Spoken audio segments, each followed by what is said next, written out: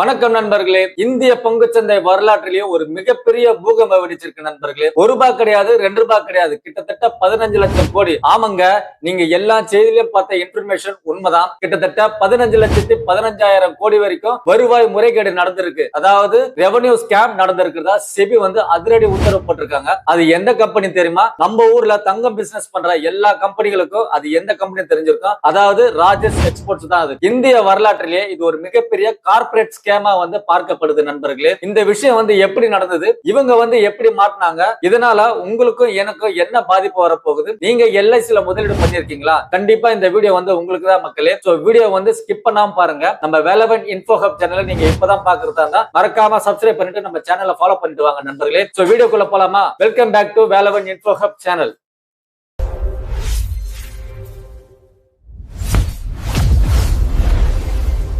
விஷயத்துக்குள்ள போறதுக்கு முன்னாடி இந்த ராஜேஷ் எக்ஸ்போர்ட்ஸ் என்ன பண்றாங்க, அவரோட தலைவர் யாருன்னு நம்ம உங்களுக்கு பாத்துடலாம் மக்களே. அதாவது இந்த ராஜேஷ் எக்ஸ்போர்ட்டோட மிக முக்கியமான தலைவர் யாருன்னு பாத்தீங்கன்னா ராஜேஷ் மேத்தா தான். இந்த ராஜேஷ் மேத்தாவோட மெயின் பிசினஸ் என்னன்னு பாத்தீங்கன்னா, அதாவது ராஜேஷ் எக்ஸ்போர்ட்டோட மெயின் பிசினஸ் என்னன்னு பாத்தீங்கன்னா தங்க நகை தயாரிக்கிறது, தங்க சுத்திகரிப்பு மற்றும் தங்கத்தை எக்ஸ்போர்ட் பண்றது, இதெல்லாம் தான் இவங்களோட மெயின் பிசினஸா இருக்குது. இவங்களோட ஹெட் ஆபீஸ் எங்க இருக்குன்னு பாத்தீங்கன்னா பெங்களூர்ல தான் இவங்களோட தலைமையாக செயல்பட்டு இருக்கு நண்பர்களே. மேலும் இவங்க உலகத்திலேயே மிகப்பெரிய கோல்டு ரீஃபைனரியான நியூசிலாந்தை சேர்ந்த வால்காம்பி என்ற நிறுவனத்தை வாங்கியிருக்காங்க நண்பர்களே. இதன் மூலமா உலகத்திலேயே 35% நகை சுத்திகரிப்பு இவங்க மூலியமா தான் வெளியே வருதுன்னு சொல்லப்படுது. மேலும் நம்ம ஊர்ல நீங்க பாத்திருப்பீங்களா சுபிக்ஷா ஜுவல்லரி, அது கூட இவங்களோடது தான் சொல்றாங்க நண்பர்களே. இவ்வளவு பெரிய பாரம்பரியமான நகை கடை தான் நகை பிசினஸ் பண்ற இவங்க தான் இப்போ செபியோட வலையில சிக்கி இருக்காங்க நண்பர்களே. சரி, இப்ப நம்ம மேட்ருக்கு வருவோம். இந்த ராஜேஷ் எக்ஸ்போர்ட் மேல என்ன குற்றச்சாட்டு வச்சிருக்காங்க பாத்தீங்கன்னா, செபி அதாவது இந்திய பங்குச்சந்தை நிறுவனமான செபி என்ன சொல்லிருக்காங்கன்னா, அவங்களோட 109 பக்க அறிக்கையில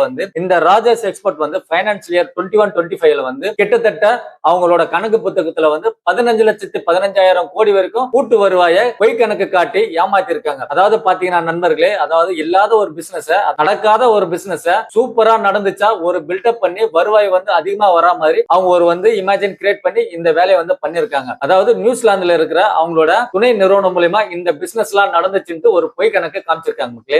செபி என்ன பண்ணிருக்காங்கன்னா, இந்த பிசினஸ்க்கான பில்ஸ் மற்றும் ரிப்போர்ட்ஸ் கொடுங்க அப்படின்னு செபி கேட்டிருக்காங்க. அதுக்கு அவங்க என்ன சொல்லிருக்காங்க பாத்தீங்கன்னா, அதாவது ராஜேஷ் எக்ஸ்போர்ட் என்ன சொல்லிருக்காங்க பாத்தீங்கன்னா, நியூசிலாந்து நாட்டுல டேட்டா ப்ரொடக்ஷன் அப்படின்ற மாதிரி ஒரு சட்டம் இருக்கு, அதனால எங்களால பில்ஸ் எல்லாம் காட்ட முடியாது அப்படின்ற மாதிரி பதில் சொல்லி மழுப்பி இருக்காங்க மக்களே. அது மட்டும் இல்லாம கம்பெனி காசுல இருந்து கிட்டத்தட்ட 339 கோடி ரூபாயை போர்டு மெம்பர்களுக்கே தெரியாம அவரோட பர்சனல் அக்கௌண்ட்டுக்கு மாத்தி ட்ரேடிங் பண்ணி இருக்கிறதாவும், அது மட்டும் இல்லாம இல்லாத சில பொய் கம்பெனிகளோட 11,000 கோடி ரூபாய் வரைக்கும் பிசினஸ் பண்ணி இருக்கிறதாவும் கணக்கு காமிச்சிருக்காங்கன்னு செபி அவரை வெளுத்து வாங்கியிருக்காங்க நண்பர்களே. இப்போ உங்களுக்கு ஒரு டவுட் வரலாம், அவன் எங்கேயோ ஏமாத்திட்டு ஏதோ பண்ணிட்டு போறான், இதனால எங்களுக்கு என்னப்பா பிரச்சனை, எங்களுக்கு என்னப்பா நீ சொல்ல வர அப்படின்னு கேட்டீங்கன்னா, இங்கதான் ட்விஸ்ட் இருக்கு நண்பர்களே. அதாவது பாத்தீங்கன்னா, இந்த ராஜேஷ் எக்ஸ்போர்ட்ல யாரெல்லாம் முதலீடு பண்ணிருக்காங்க பாத்தீங்கன்னா, முதல்ல ப்ரொமோட்டர்ஸ் ராஜேஷ் குழும எவ்வளவு ஷேர் வச்சிருக்காங்க பாத்தீங்கன்னா, கிட்டத்தட்ட 54% ஷேர்ஸ் அவங்க கையில தான் இருக்குது. ரெண்டாவதா பாத்தீங்கன்னா, இங்கதான் மெயின் மேட்டரே வருது. ரெண்டாவதா இருக்கிறது யாரு பாத்தீங்கன்னா, அதாவது இந்தியாவோட பொதுத்துறை நிறுவனமான எல்ஐசி, அதாவது life insurance of corporation of India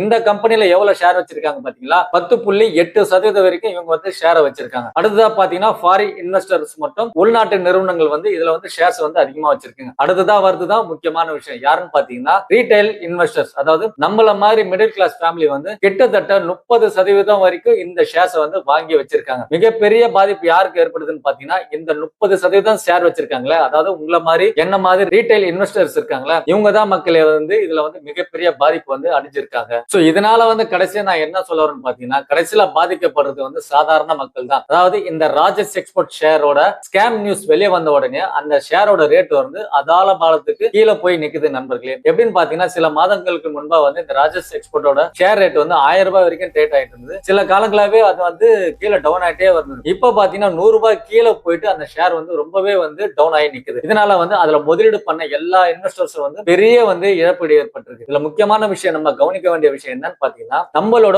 பொதுத்துறை நிறுவனமான எல்ஐசியே இதுல போயிட்டு 10% வரைக்கும் ஷேரை வாங்கி ஏமாந்து நிக்கிறது தான் நம்மளுக்கு ஒரு பெரு அதிர்ச்சியா இருக்கு. ஏன் எப்படின்னு பாத்தீங்கன்னா, ஒரு ஷேரை மக்கள் வாங்குறதுக்கு முன்னாடி அது ரிசர்ச் பண்ணுவாங்க. என்ன ரிசர்ச் பண்ணுவாங்கன்னா, அந்த ஷேர் என்ன, அந்த கம்பெனில என்ன பிசினஸ் பண்றாங்க, அந்த பிசினஸோட ரெவன்யூ என்ன, அதுல யாரெல்லாம் மெயினா முதலீடு பண்ணிருக்காங்கன்ற செய்தியை தான் நம்ம இன்வெஸ்டர்ஸ் பார்ப்பாங்க. இப்ப நம்ம ரீட்டைல் இன்வெஸ்டர் என்ன பண்ணிருப்பாங்க, எல்ஐசியே இதுல முதலீடு பண்ணிருக்குப்பா, 10% ஷேரை வந்து எல்ஐசியா வச்சுன்னு இருக்கு, நம்ம இந்திய நிறுவனமே இதுல முதலீடு பண்ணிருக்கு, நம்மளும் தைரியமா போயிட்டு அதுல முதலீடு பண்ணலாம் அப்படின்னு தான் மக்கள் வந்து நினைச்சு அதுல போயிட்டு இன்வெஸ்ட் பண்ணிருப்பாங்க. ஆனா கடைசியில என்ன நடந்திருக்குன்னு பாத்தீங்கன்னா, நம்மளோட பொதுத்துறை நிறுவனமே வந்து அதுல பணத்தை போட்டு தலையில துண்டை போட்டுக்குச்சு. அதாவது பெரிய இழப்பே ஏற்பட்டிருக்கு. இதெல்லாம் யாரோட பணம்?